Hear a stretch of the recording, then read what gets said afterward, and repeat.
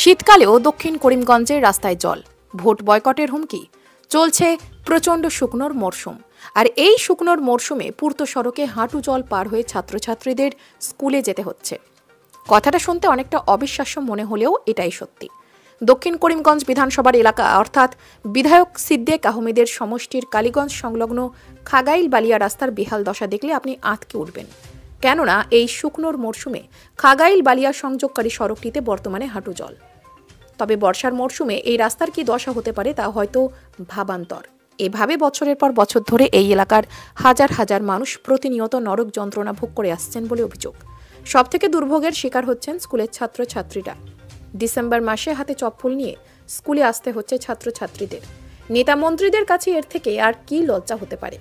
তবে অনুভব থাকলে তো উঠছে এমন প্রশ্ন, খাগাইল বালিয়া সংযোগকারী রাস্তার এই বেহাল দশা সহ্য করতে না পেরে শেষ পর্যন্ত রাস্তায় নেমে প্রতিবাদ জানালেন ছাত্রছাত্রী সহ এলাকার ভুক্তভোগী জনগণ। স্থানীয় বিধায়ক সহ বিভাগীয় কর্মকর্তাদের নিকট তারা নাকি বারবার আবেদন নিবেদন করেও কোনো কাজে আসেনি।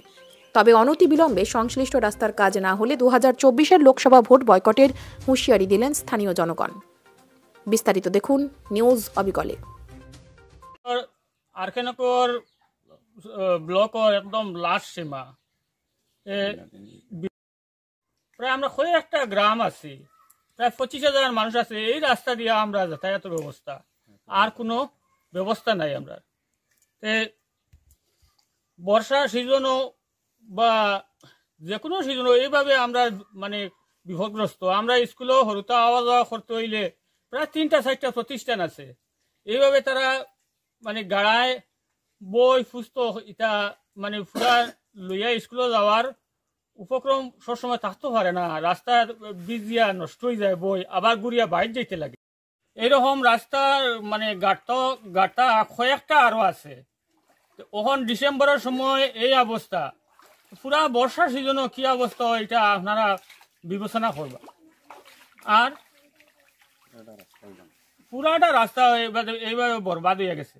আমরা অভিযোগ করছি, অভিযোগ করলে আমরা অভিযোগটা শুনছি না। আমি মাননীয় মুখ্যমন্ত্রীর কাছে আবেদন করিয়ার একদম বিনীতভাবে, আমাদের এই ছাত্রছাত্রী আওয়া যাওয়ার বিরাট অসুবিধা। একজন পেশেন্ট লইয়া করিমগঞ্জ হসপিটাল যাইতে হইলে মানে রাস্তাতে বহুত মানুষ মারা যায়, পুরা মানে হসপিটালকে পৌঁছতে পারে না।